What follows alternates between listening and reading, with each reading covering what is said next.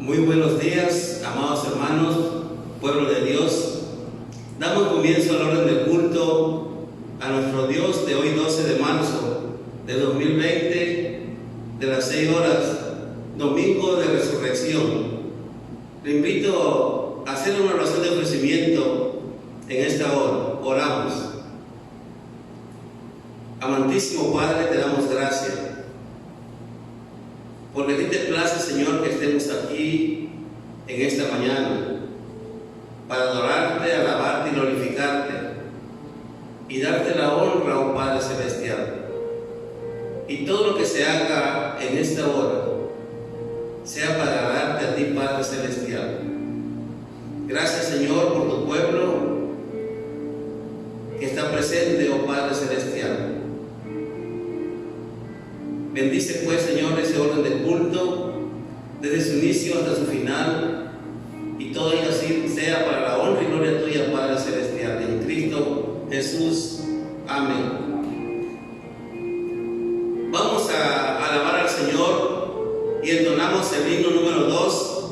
A Dios sea la gloria, a cargo de nuestra hermana Elizabeth Magaña de la Cruz.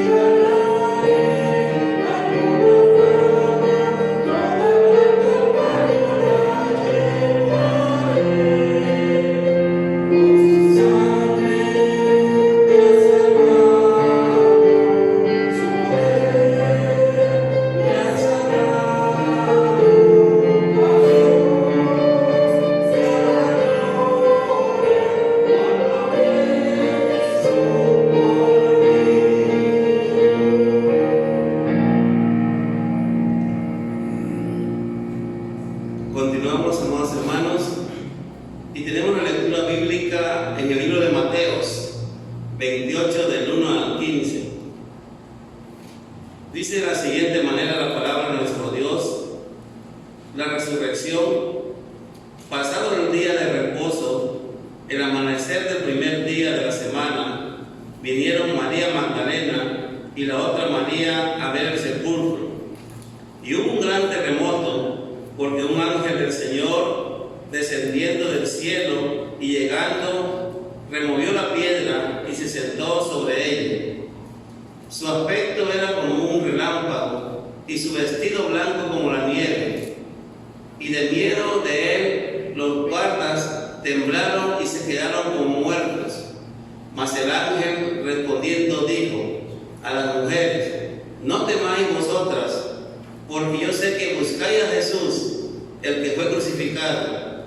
No está aquí, pues ha resucitado, como dijo. Venid, ved el lugar donde fue puesto el Señor. id pronto y decid a sus discípulos que ha resucitado de los muertos, y he aquí va delante de vosotros a Galilea, allí le veréis, he aquí os lo he dicho. Entonces ellas, saliendo del sepulcro con temor y gran gozo, fueron corriendo a dar las nuevas a sus discípulos, y mientras iban a dar las nuevas a los discípulos, he aquí Jesús les salió al encuentro diciendo: salve. Y ellas acercándose abrazaron a sus pies y le adoraron. Entonces Jesús les dijo: no temáis, id y dad las nuevas a mis hermanos, para que vayan a Galilea y allí me verán. Mientras ellas iban, he aquí uno de los guardias fueron a la ciudad y dieron aviso a los principales sacerdotes de todas las cosas que habían acontecido. Y reunidos con los ancianos y habido consejo, dieron mucho dinero a los soldados, diciendo: decid vosotros, sus discípulos vinieron de noche y lo hurtaron, estando nosotros dormidos. Y si esto lo oyere el gobernador, nosotros lo persuadiremos y os pondremos a salvo. Y ellos, tomando dinero, hicieron como se les había instruido. Este dicho se ha divulgado entre los judíos hasta el día de hoy. Palabra de nuestro Dios. Amén. Continuamos alabando y glorificando el nombre de nuestro Dios nuevamente y vamos a entonar el himno 190.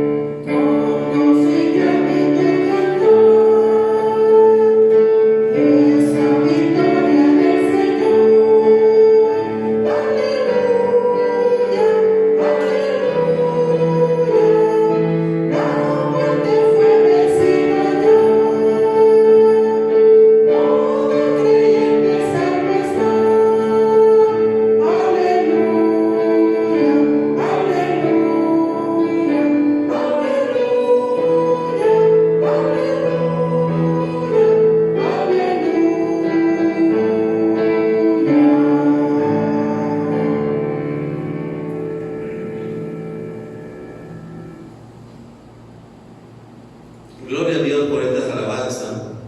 Ahora, con toda reverencia, amados hermanos, vamos a escuchar el mensaje de la palabra de Dios a cargo de nuestro hermano anciano de iglesia, Daniel Feria Rueda.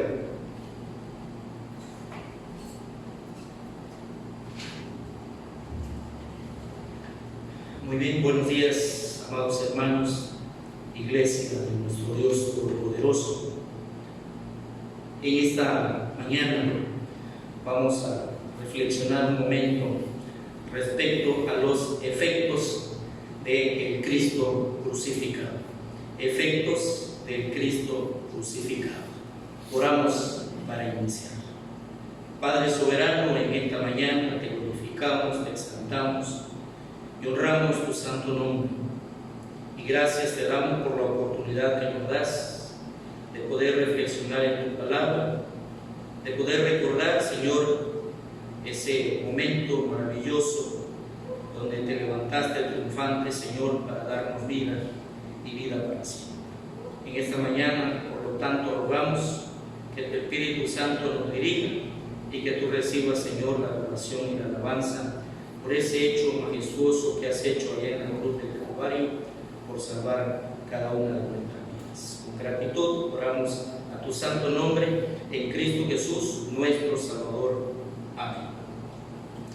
Hemos escuchado la lectura de la palabra de nuestro Dios en el libro del Evangelio de Mateo, y creo que todos hemos leído muchas veces este pasaje y hemos recordado esa parte de la historia que tiene que ver con el momento maravilloso cuando nuestro Señor se levanta de ese sepulcro y puede aparecer a muchos antes de su ascensión y sobre todo mostrarnos la seguridad de que Él ha resucitado para que nosotros hoy podamos tener vida para siempre.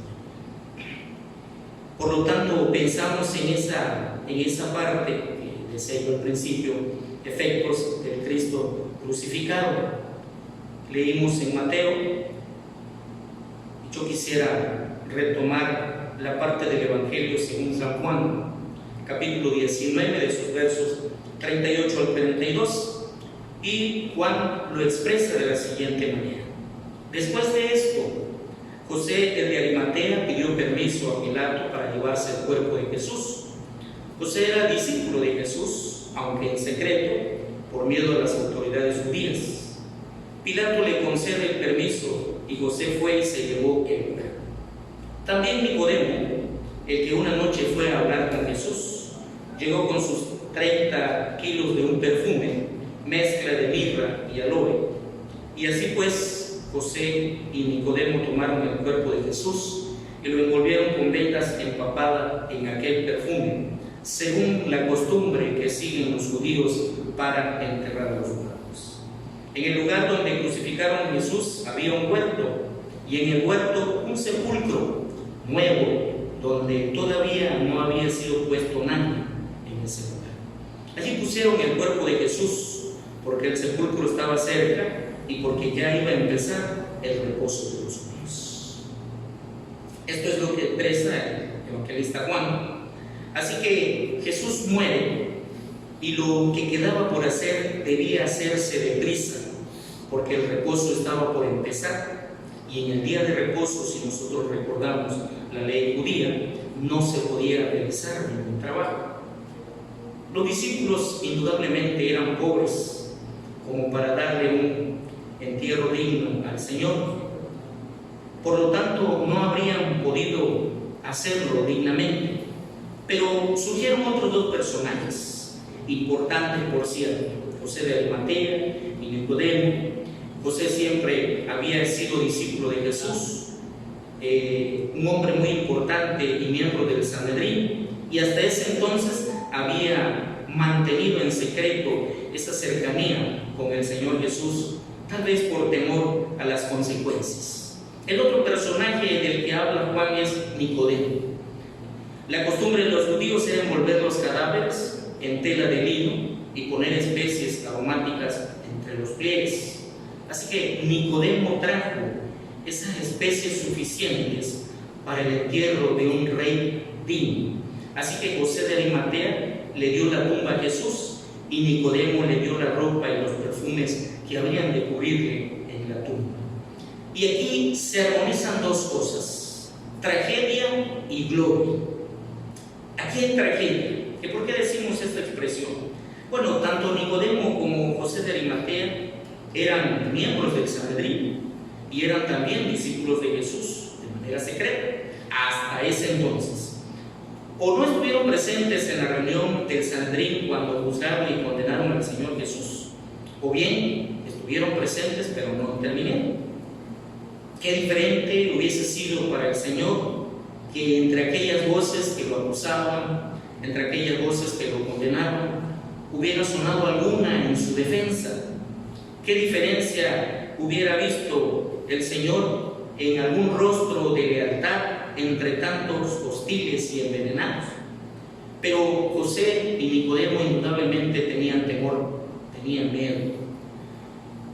Muchas veces dejamos los tributos especiales para cuando las personas mueren, y así le pasó a estos dos personajes. ¿Cuánto más grande habría sido la lealtad en vida que una tumba y un sudario dignos del rey? Es decir, una flor en vida vale más que muchas coronas de flores ya cuando estamos muertos. Una palabra de afecto, de aprecio, de gratitud vale más en vida que cuando ya todo ha terminado para algo. Por eso decimos que aquí hay tragedia, pero también aquí podemos ver gloria. La muerte de Jesús había hecho por José y Nicodemo lo que no había acontecido antes cuando él estaba vivo. Es decir, en cuanto Cristo muere en la cruz, José y Nicodemo se olvidan de sus temores y fueron a dar la cara. En este caso Nicodemo fue a dar la cara ante el gobernador romano para pedir el cuerpo del Señor. En cuanto murió Jesús en la cruz, allí estaba Nicodemo para llevarle un tributo que todos pudieron ver. La cobardía, la vacilación, la prudente reserva se habían acabado. Todo ese temor quedó a un lado. Los que habían tenido miedo cuando Jesús estaba vivo, ahora declaraban lo que deseaban hacer para darle un entierro digno al Señor Jesucristo. Y aquí vemos que se cumple la profecía cuando el Señor expresa en San Juan 12:32: en cuanto a mí, cuando sea levantado de la tierra, atraeré a mí a toda la humanidad. Así lo expresa el evangelista. Puede que la ausencia o el silencio de Nicodemo y de José en el Sanedrín hubieran causado dolor en el Señor Jesús, pero seguro después de la cruz se alegró el corazón al comprobar que el poder de la cruz ya estaba transformando vidas, ya estaba surtiendo efectos. Y aquí el poder de la cruz estaba transformando a aquellos cobardes en personas de valor, héroes por lo que estaban haciendo, y estaba transformando a las personas vacilantes que se decidían en ese momento irrevocablemente por Cristo Jesús. Por eso decimos que aquí también hay gloria, porque tan pronto el Señor muere, no había pasado ni una hora, empieza a surtir el efecto en la vida de quienes habían sido testigos y habían presenciado lo que pasó en la cruz del Calvario. Vidas transformadas por el poder de nuestro Dios, y en ese momento tenía fiel cumplimiento muchas de las promesas escritas en la palabra de nuestro Dios. Pero el cuarto evangelio, por una parte, y los otros tres por la otra, dan fechas diferentes de la crucifixión y dan impresiones diferentes en cuanto a lo que fue la última cena. En los evangelios sinópticos está claro que la última cena fue la Pascua y que Jesús fue crucificado el día de la Pascua. Debemos recordar que el día empezaba para los judíos a las 6 de la tarde, lo que sería para nosotros el día anterior. Es decir, la Pascua caía el 15 de Nisan, pero ese día empezaba a las 6 de la tarde, lo que para nosotros sería el 14 de Nisan. Y Marcos lo pone bien claro cuando expresa: y el primer día de los ácimos, cuando se sacrificaban los corderos pascuales, sus discípulos le dijeron: ¿dónde quieres que vayamos a prepararte la cena de la Pascua? Y Jesús les dio instrucciones. Marcos continúa: y prepararon la Pascua, y cuando llegó la tarde, Jesús vino con los 12. Podemos constatarlo en Marcos 14, del 12 al 17. No cabe duda de que Marcos presenta la última cena como la comida de la Pascua, y que Jesús fue crucificado el día de la Pascua y tanto Mateo y Lucas coinciden en este sentido con Marcos.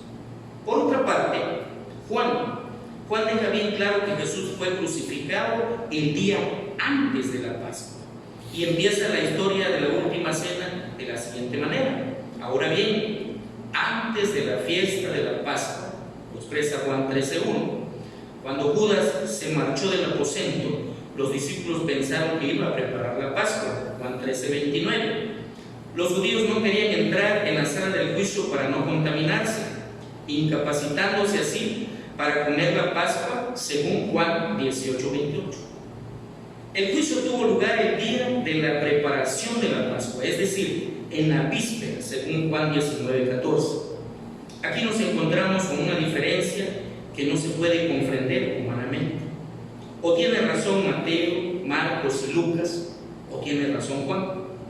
Pero aquí lo más importante es que Juan estaba atento para descubrir el sentido espiritual de este acontecimiento.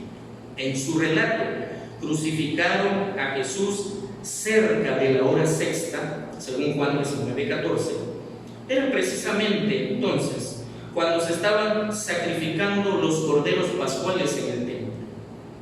Lo más probable es que Juan siguiera un orden que hiciera que la crucifixión coincidiera con la matanza de los corderos en el templo, para que se viera que Jesús era el gran cordero pascual que salvó a su pueblo y tomó sobre sí los pecados de todo el mundo. Algo en la historia que quizás muchos no alcanzamos a comprender o no nos queda muy claro, pero lo que sí nos debe quedar muy claro es que todo el proceso y todo el momento histórico de lo que acontece en la vida del Señor Jesús, pues tienen que ver con lo que hoy nosotros podemos disfrutar como pueblo de Dios, de esa salvación, y de una salvación que no es de unos cuantos años, sino es una salvación que dura para siempre, dice la promesa plasmada en la palabra de nuestro Dios.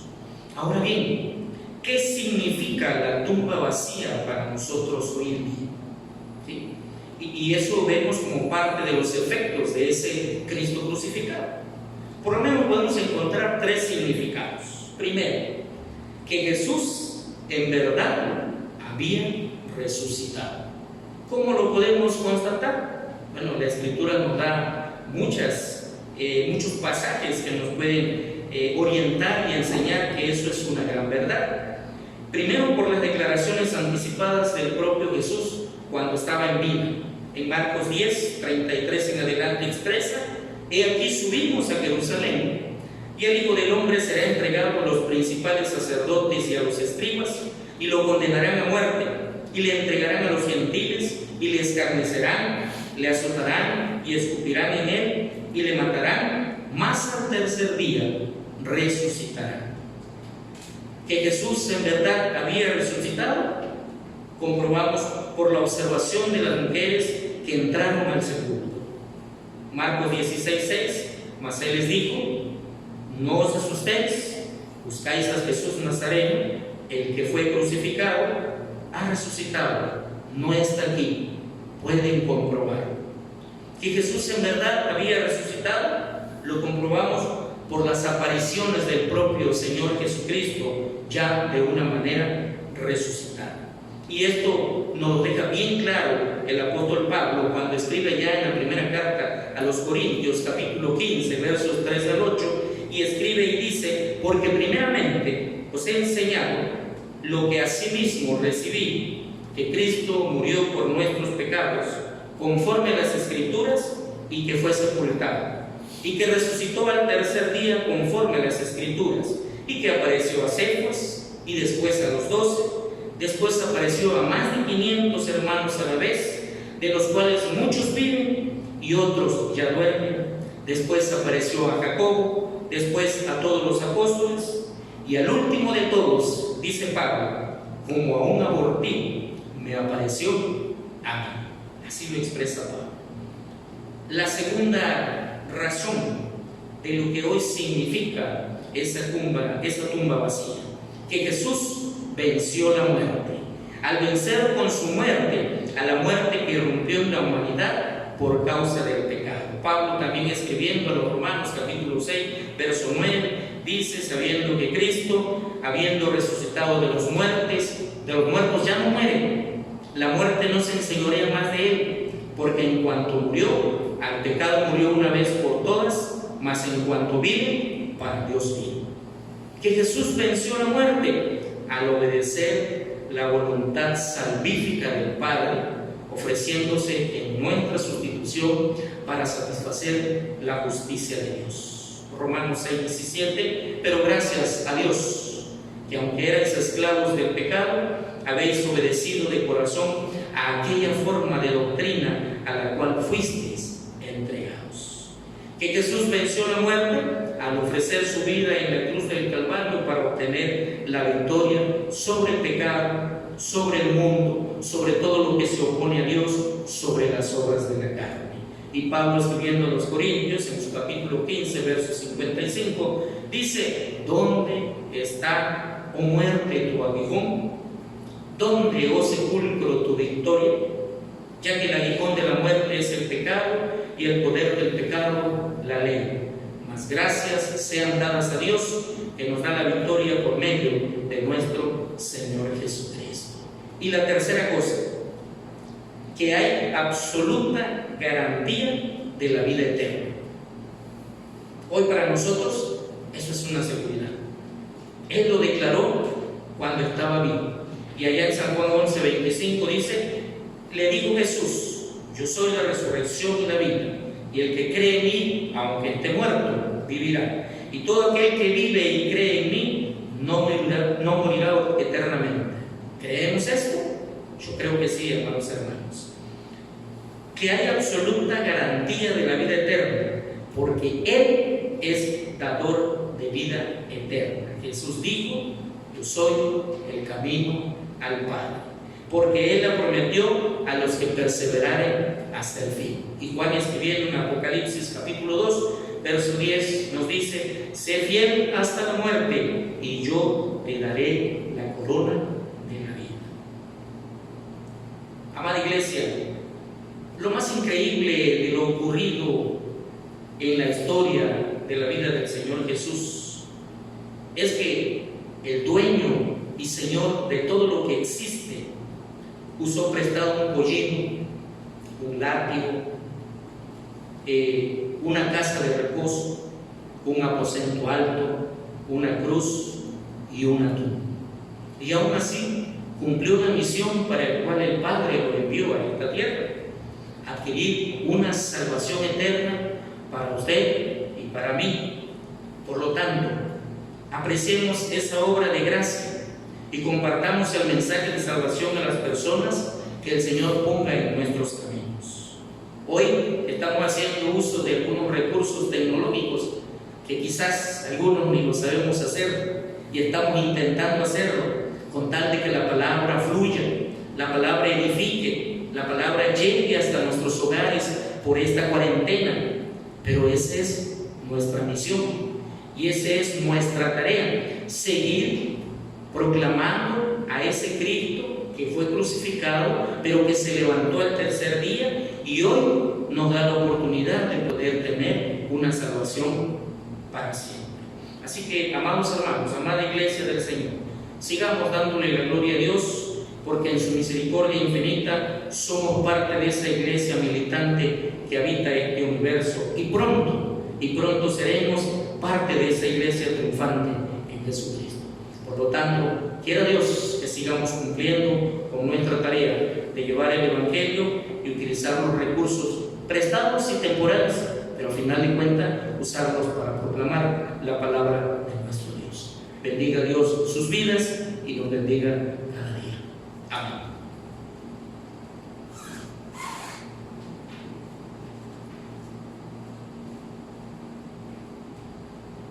Acabamos de escuchar el mensaje de la palabra de Dios y fue en los labios de nuestro hermano anciano de iglesia, don Fede Arrueda, y Dios siga bendiciendo su vida. Pero vamos a seguir alabando y glorificando el nombre de nuestro Dios, y entonamos el himno 192, porque Él vive.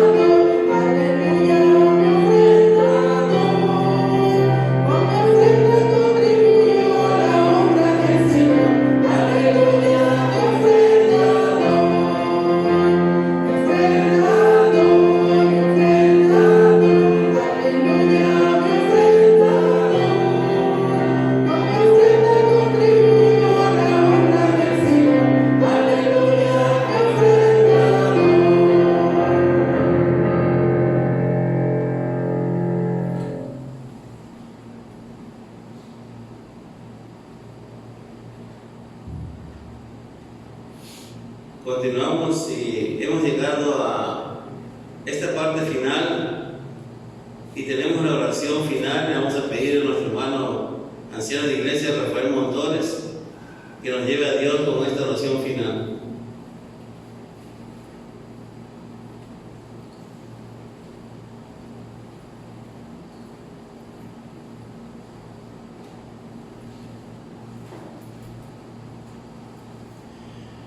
Padre que moras en los cielos y en toda la tierra, en esta hora de la mañana, Padre eterno, estamos agradecidos infinitamente porque aún en medio de todo esto que está aconteciendo nos da la oportunidad, oh Dios, de clamar tu palabra.